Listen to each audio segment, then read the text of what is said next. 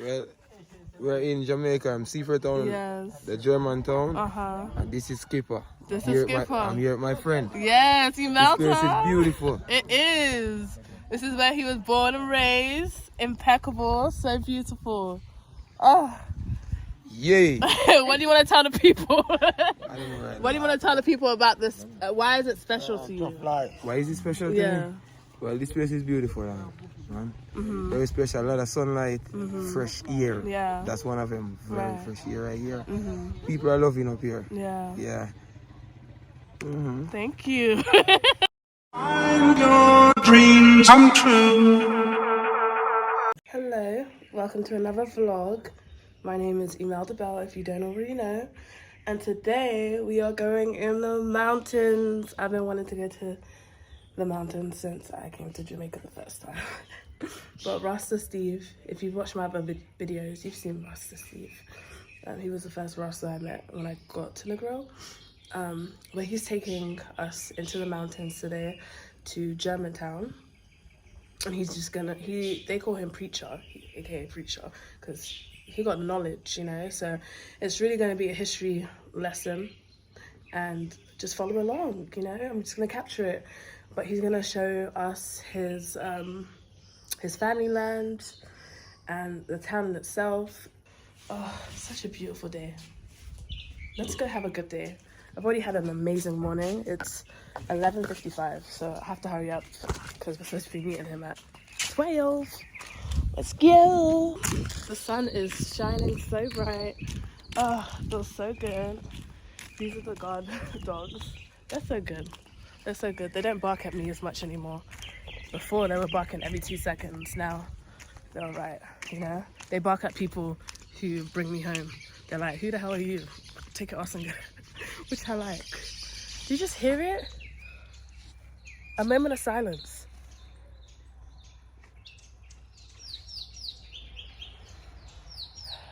Reverence. Reverence. Ah, Jamaica. I love my life. Life is so sweet. Sweet like sugar cane and honey.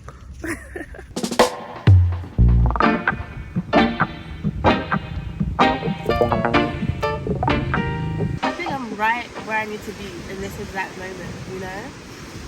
Yeah. And every day is a blessing, as well as God just keeps putting people in my life to redirect me, to direct me down the right path, to just assist me. And everywhere I go, I realize I'm never alone. Everywhere I go, you know, even when I feel like I'm alone, come to a new country where I know I'm supposed to be because I just naturally connect. Like, it's only God.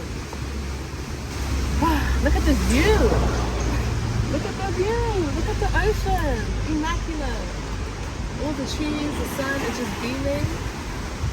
No, I had to come back to Jamaica. I had to come back because, I mean, I've just never felt so connected in another place, you know?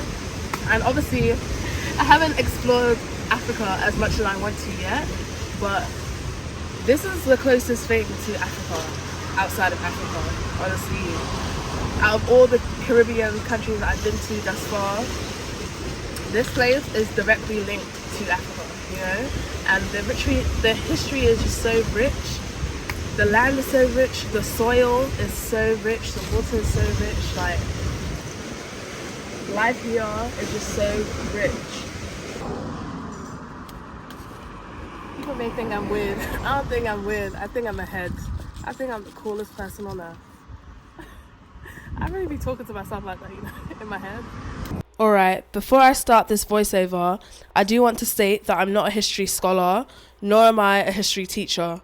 I just want to share what I learned from my day trip to Seaford Town, aka Germantown. So let's get into it. I'm also speaking from the perspective of Rasta Steve, as his father is from Germantown. Seaford Town was founded in 1835. It's a quiet town up in the mountains, a place away from the tourists where the people live off the land and depend on farming to survive. They call this place Germantown because at one point, the only people that lived here were German settlers. Now you're probably confused. So let me take you back to the 1830s. Now this is when emancipation was in full effect in Jamaica. Slavery was finally abolished. So the African people were like, I've been working this land all my damn life. It's time for me to go work freedom. So they packed their bags and they disappeared so fast. The British, they started sweating. They said, oh my gosh, who's going to work this land now? It's so unkept and we don't want to pay nobody. We still want to pocket the money.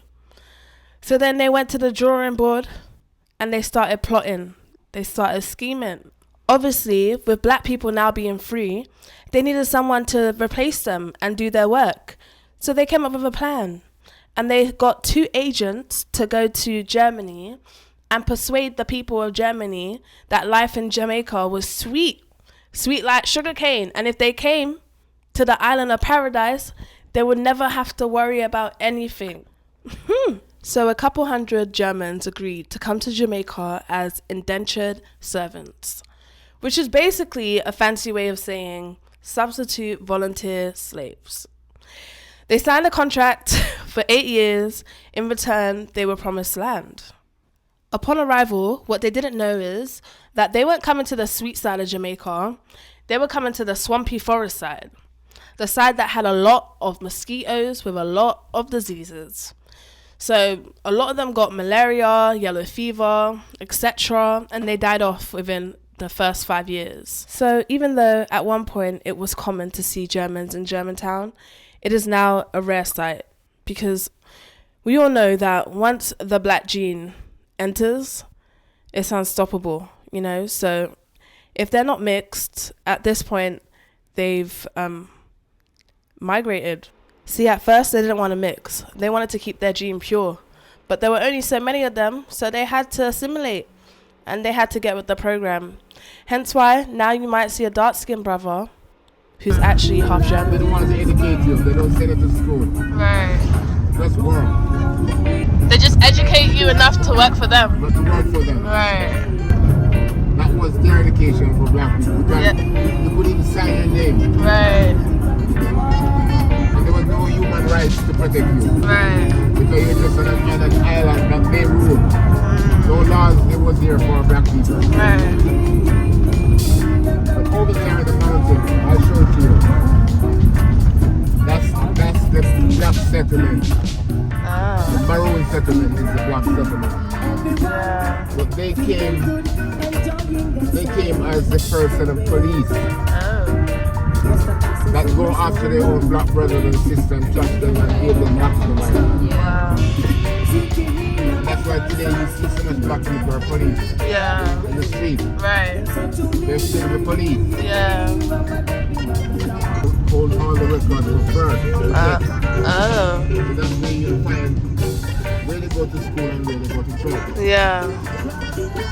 All these buildings are my people buildings. Yeah. This one too was run by Chinese. Wow. Big. Forward. So I'm gonna put this in there. This one that's just started by the Wow. Wow. Wow. Yeah. Wow. Wow. The crazy thing is, Rasta Steve has inherited all this land from his father, yet he can't use it. See, in this case, land is seen as power. And they don't care that his dad was a white German. What they care about is what he looks like. And what they see is a dark-skinned brother. So they immediately feel threatened because he does not look German. And he's actually had to just abandon the land because they tried to kill him a couple times and he just said it's really not worth it. I live in this rectory. Oh yeah? And all this farm was my farm when I was here. Wow. It's not in any good shape right now. Yeah. When I was here, even that pear tree I planted. Wow. You know, all these planting, I plant these planting. Wow. All of it. It's the hard school up there. That's the heart school? Yeah. Oh. And the police used to live in that building up there.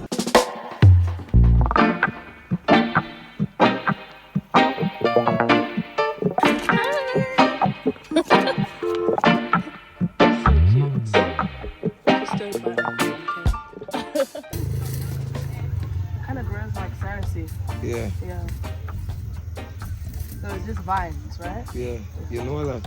I know a bit, you know, I'm learning.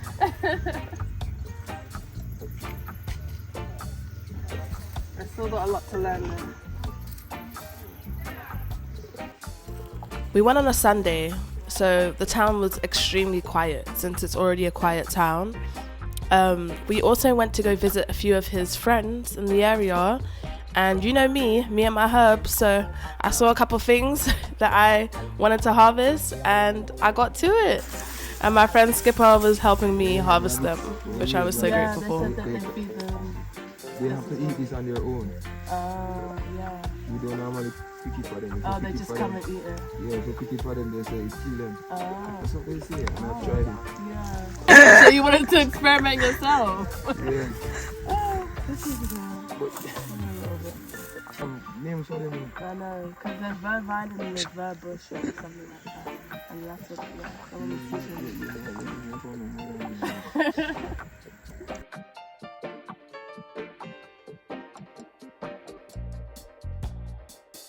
I'm learning little by little.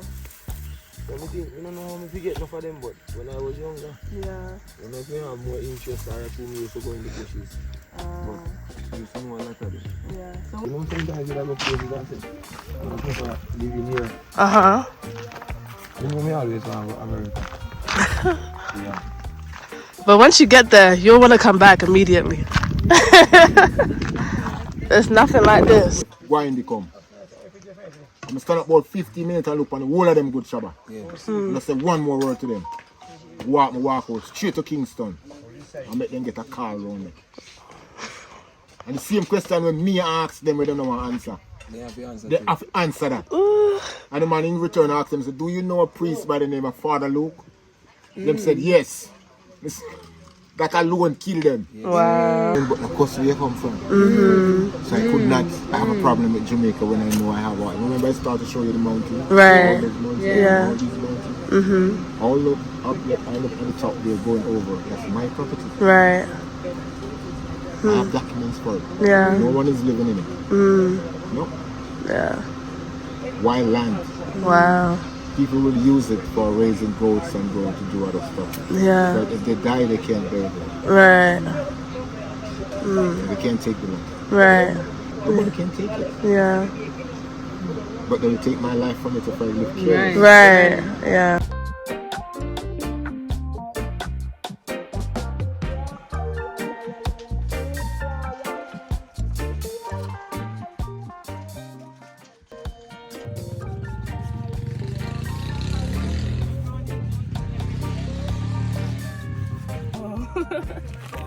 Thank you, RCC.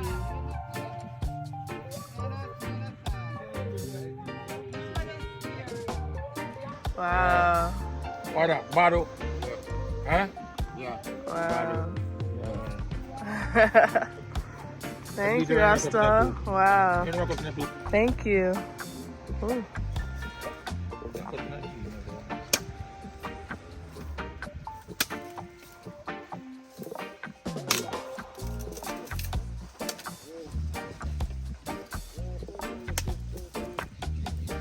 You take care, yeah? Easy, daddy.